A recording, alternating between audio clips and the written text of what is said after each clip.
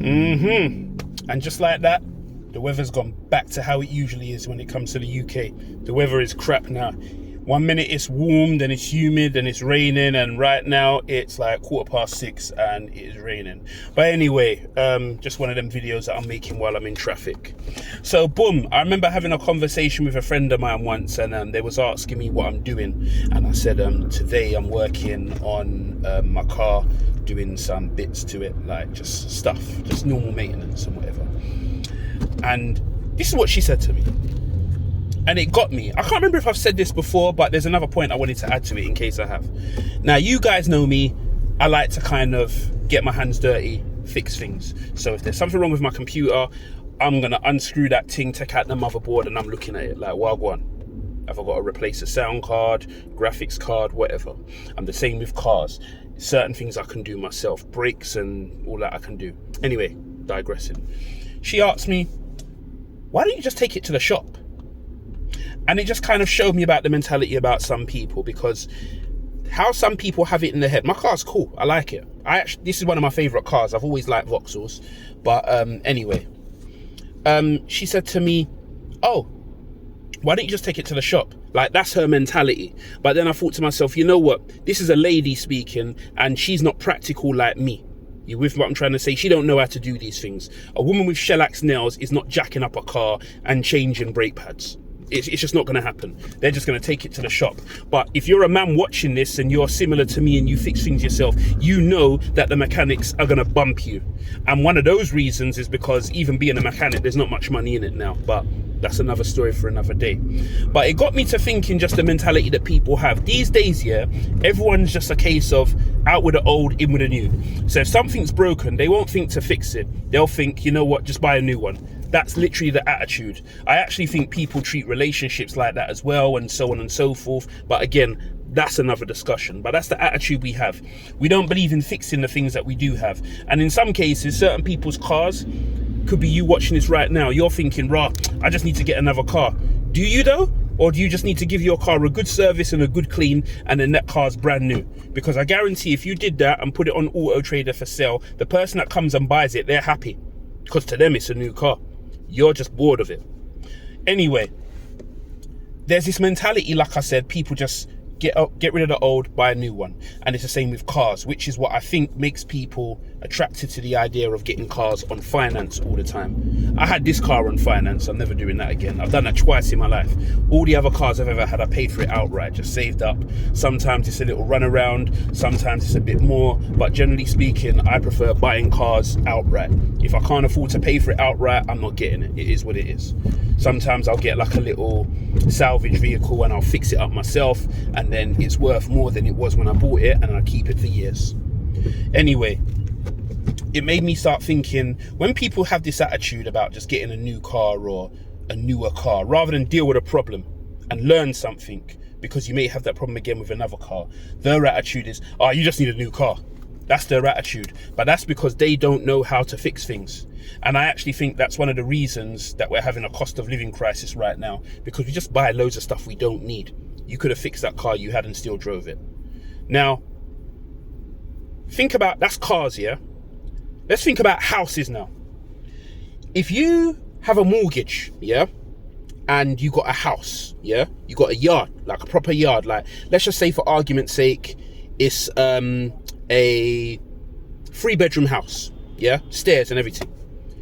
And one day, the banisters just rip, like it's wear and tear. You need to replace the banisters. And then another day, there's maybe a crack in the ceiling. Another day, you know, the roof, like the roofing or the loft, you know what I mean? The timber's kind of breaking. You need to get that replaced. Proper renovation things. The boiler breaks. All of these are things that are going to happen if you own a home. Facts. Particularly a house. Do you just say, oh, too many problems, I'm just going to buy another house? No, you don't. Because you can't afford another house like that. That's why some of you are paying mad money for houses now.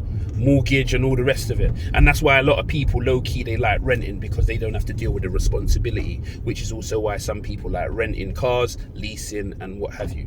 No one wants to deal with the wear and tear with what comes with owning a house and having a car. They want someone else to deal with it. So their attitude is just go to the shop. But hear me well, I believe that is an attitude that contributes to why certain people don't have money that much, because they're constantly spending money on things that they don't know how to do themselves. And because you don't know how to do it, the plumber, the mechanic, the painter and decorator, they'll just charge you the earth because they know they can do something you're not capable of doing or not even willing to do. Now, if you're a dude or a woman and your husband is a plumber or knows how to fix boilers, or you're a dude and you got a mortgage and you know how to fix boilers, we both know you ain't calling no plumber to come and fix that. You're going to do that yourself because you know you're going to save money. You feel me? If you got the time to do it, if you're not working all the time and what have you. But where you can save money, you will do it. You get what I'm saying? So I'm saying this, all of this here together, like the main point of this is I'm trying to stay away from people that have that mentality where they don't have the ability to fix things. Like they don't have tools in their possession. They don't know the first thing about repairing things, whether it's a kid's toy or what have you. Because even down to like some of them those cars that the kids drive, you can buy them for like maybe £3. It'll be like an Audi or a Hummer, but it's a toy shape. It's a toy car for the kids to sit in, but it's battery operated. That's £3. You better believe when that's broken, I'm going to learn how to fix that, because I'm not buying a new one. You get what I'm saying? But again, when you're someone that don't know how to do these things, that's your attitude. Just buy a new one. Do you think, if I had a console, and this even happened, we had the Xbox and it had the red ring of death. Them times their Xboxes were a bit cheaper anyway, but you would buy another one in certain cases. But if you could fix it, you would. So I think we need to kind of teach people, or our children at least, how to fix things. Otherwise, you're going to end up becoming one of these unskilled people that don't know how to do anything, and all you know how to do is hand over money. And then when that happens, you're going to get bumped. You're going to have mechanics telling you that it's going to cost £4 just to do an oil change, or £5. I don't even know how much they charge for oil changes, because I do that myself. Lift up the car, take out the sump plug, drain the oil, dispose of the oil responsibly, not down the drain, and then pour in the new oil. Oh yeah, and change the oil filter as well, and the air filter. Again, man like me knows how to do that, but the average person don't know how to do this. They only know how to use their smartphone.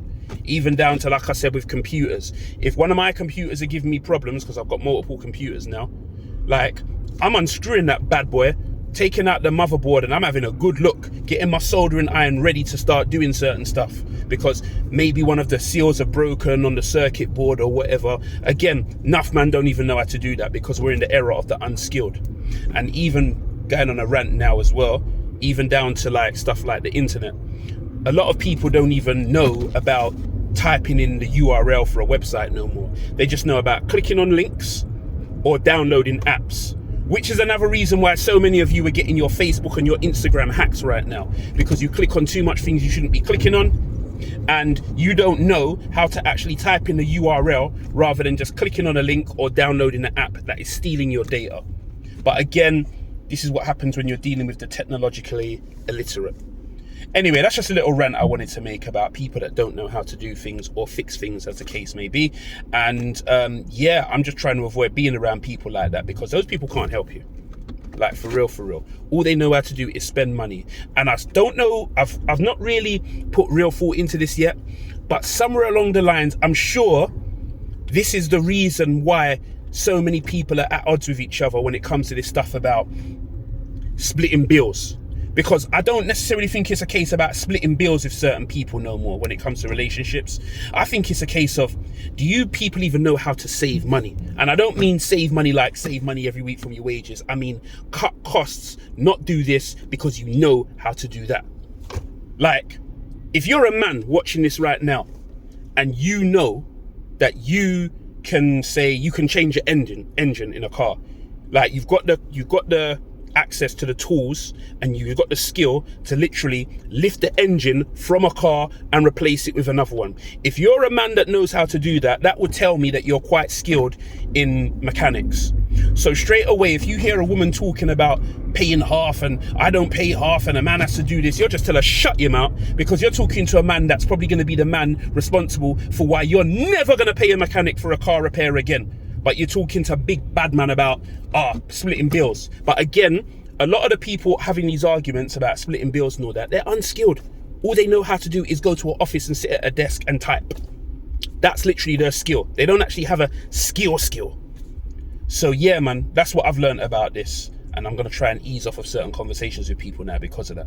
Anyway, that's just my little rant on that one. Cherish the people that know how to fix things.